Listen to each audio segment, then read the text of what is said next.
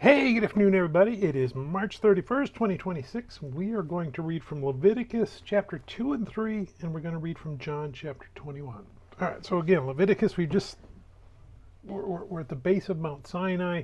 The tabernacle has been set up, and God is now giving instruction to his people through Moses. Instructions on lots of things. Right now, we're looking at instructions on sacrifices. What they are, why they are, how they're supposed to be carried out.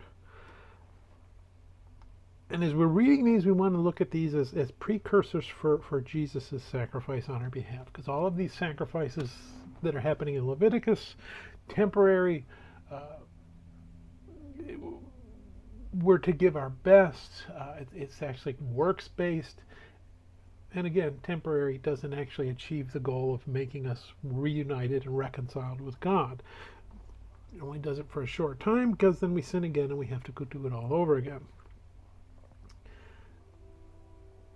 So that's where we as Christians reading this want to look at it, is to see, okay, it doesn't work. And why doesn't it work? Because it's based on us and not based on God. Hope that makes sense as we go. So let's go ahead and we're going to read Leviticus 2 and 3. And we're going to talk about grain offerings and peace offerings. All right, so chapter 2. When anyone offers a grain offering to the Lord, his offering shall be of the fine flour, and he shall pour oil on it and put frankincense on it. He shall bring it to Aaron's sons, the priests, one of whom shall take from it his handful of fine flour and oil with all the frankincense, and the priest shall burn it as a memorial on the altar, an offering made by fire, a sweet aroma to the Lord. The rest of the grain offering shall be Aaron's and his sons. It is most holy of the offerings to the Lord made by fire. So this particular offering, only some of it gets burnt. The original burnt offering we saw yesterday, all of it got burnt up. This one, handful gets burnt. The rest of it becomes the food for the priests. And if you bring as an offering a grain offering baked in the oven, it shall be unleavened cakes of fine flour mixed with oil, or unleavened wafers anointed with oil. And unleavened, why? Because leaven is seen as symbolic of this sin. A little bit of sin will grow, and sin permeates everything. So symbolically, no leaven in anything that's being offered to God. Verse 5, but if you are offering as a grain offering baked in a pan, it shall be of fine flour, unleavened, mixed with oil. You shall break it in pieces and pour oil on it. It is a grain offering. If your offering is a grain offering baked in a covered pan, it shall be made of fine flour with oil. You shall bring the grain offering that is made of these things to the Lord, and when it is presented to the priest, he shall bring it to the altar. Then the priest shall take from the grain offering a memorial portion and burn it on the altar. It is an offering made by fire, a sweet aroma to the Lord. And what is left of the grain offering shall be Aaron's and his sons. It is most holy of the offerings to the Lord made by fire. No grain offering which you bring to the Lord shall be made with leaven, for you shall burn no leaven nor any honey in any offering to the Lord made by fire. And honey is sugar. You put honey in things to ferment them. So no leaven, no honey for fermenting. Verse 12, as for the offering of the first fruits, you shall offer them to the Lord, but they shall not be burned on the altar for a sweet aroma. And every offering of your grain offering you shall season with salt. Now salt is a sign of permanence. You shall not allow the salt of the covenant of your God to be lacking from your grain offering.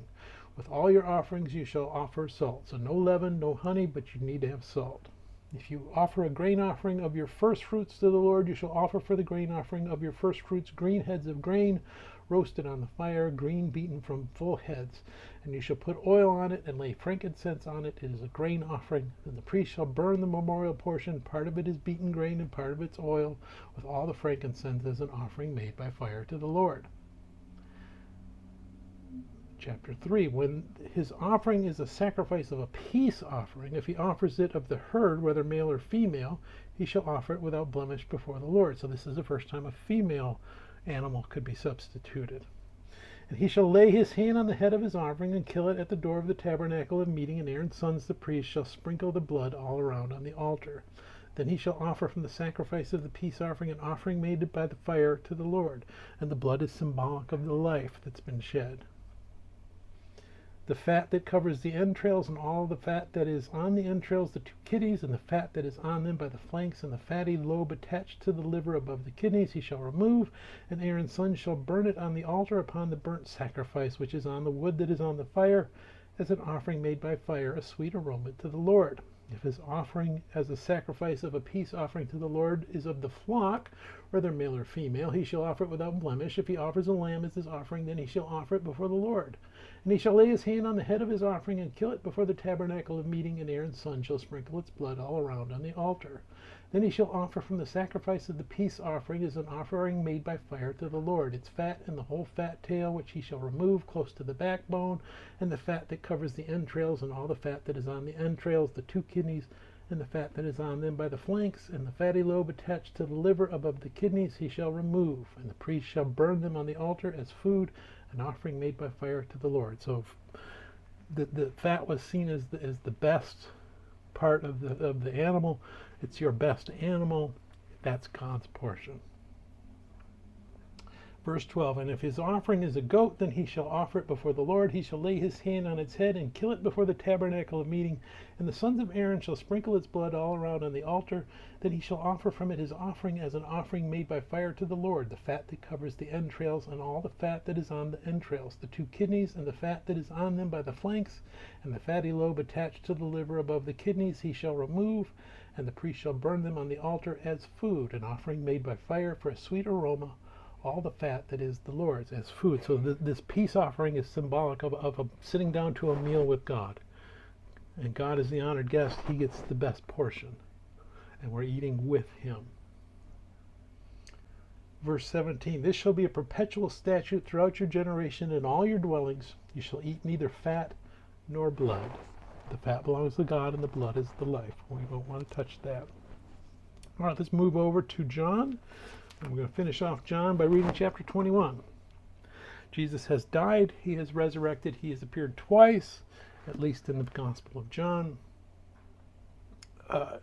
Now, we saw that yesterday, that he met them in the room, meets Thomas. Now Thomas is a believer. And now the disciples were kind of, terrified of what was going to happen to them, but now they're more relaxed. And now they're going to say, oh, well, Jesus told us to go to Galilee to meet him, and they leave the room finally and go back to their lives to wait for Jesus to come. And that's what we see here in 21. After these things, Jesus showed himself again to the disciples at the Sea of Tiberias, which is another name for the Sea of Galilee, and in this way he showed himself. Simon Peter, Thomas called the twin, Nathanael of Cana in Galilee, the sons of Zebedee, and two others of his disciples were together. Simon Peter said to them, I am going fishing. They said to him, we are going with you also. They went out and immediately got into the boat, and that night they caught nothing.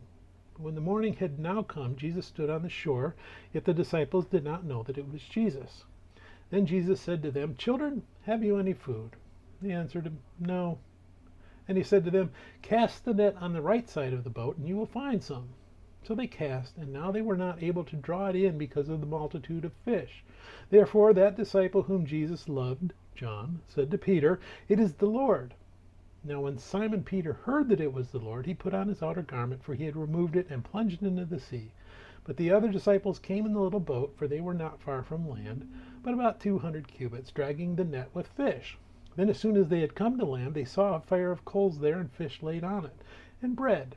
And Jesus said to them, bring some of the fish which you have just caught. Simon Peter went up and dragged the net to land full of large fish, 153. And although there were so many, the net was not broken. Now, why 153? I don't know. There might be symbolic meanings to that number, and you'll find people that will tell you there are. But what we want to see is this is a miraculous catch.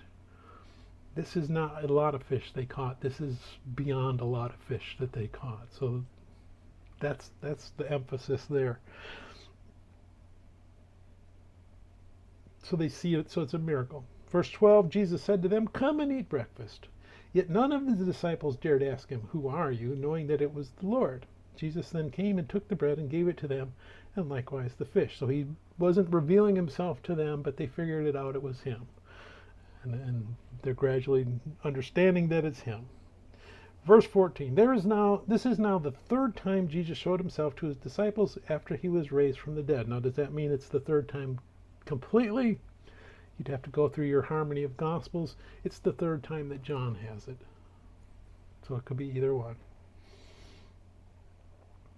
Verse 15. So when they had eaten breakfast, Jesus said to Simon Peter, Simon, son of Jonah, do you love me more than these? And he said to him, Yes, Lord, you know that I love you. He said to him, Feed my lambs. He said to him again a second time, Simon, son of Jonah, do you love me? And he said to him, Yes, Lord, you know that I love you. And he said to him, Tend my sheep. He said to him the third time, Simon, son of Jonah, do you love me? Peter was grieved because he had said to him the third time, Do you love me? And he said to him, Lord, you know all things. You know that I love you. Jesus said to him, Feed my sheep. Now there's interesting here. Reading it in the Greek, that first time Jesus asks Peter if he loves him, he uses a word for love that means that complete devotion. When Peter says he loves him, he means, I love you, dude. So there's a mismatch in that. And the second time Jesus asks him again, Hey, do you love me totally and completely? And Jesus says, Peter says, yeah, I love you, dude. Third time, Jesus says, Do you love me, dude? And that's when Peter says, what are you doing here?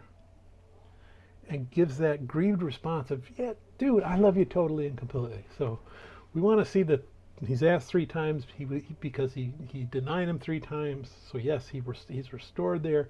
And we want to see in that love that it's complete. Peter goes from, yeah, I love you, dude, to I'm completely devoted to you. That's the restoration.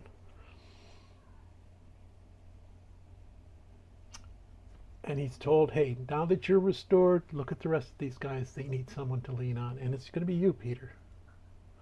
Verse 18. Most assuredly, I say to you, when you were younger, you girded yourself and walked where you wished. But when you are old, you will stretch out your hands, and another will gird you and carry you where you do not wish. This he spoke, signifying by what death he would glorify God.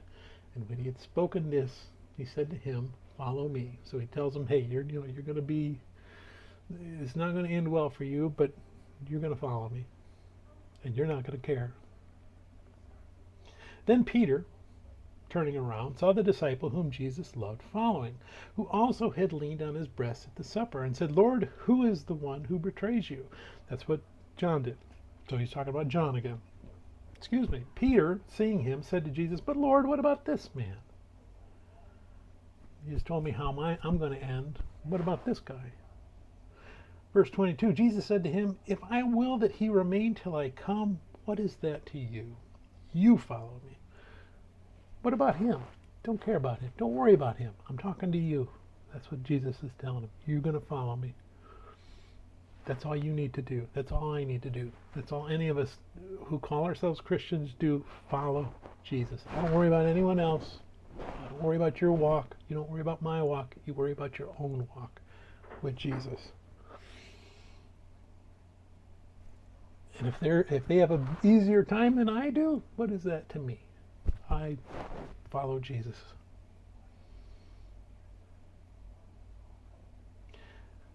Verse 23, Then this saying went out among the brethren, that this disciple would not die. Jesus did not say to him that he would not die, but if I will that he remain till I come, what is that to you? So again, that's the teaching. Don't worry about him. And John says, you know what, I understood. He wasn't saying I was going to live forever. He was saying, I have to walk with Jesus. Your walk with Jesus is different than my walk. I'm worried about yours. I'm worried about mine. Verse 24, This is the disciple who testifies of these things and wrote these things, and we know that his testimony is true. And there are also many other things that Jesus did, which if they were written one by one, I suppose that even the world itself could not contain the books that would be written. Amen. So he tells us, hey, Jesus did a lot of things. The Gospels don't tell us everything Jesus did, but it tells us everything we need to know so that we can walk with Jesus. May God bless the reading of his word. May God bless you. Bye.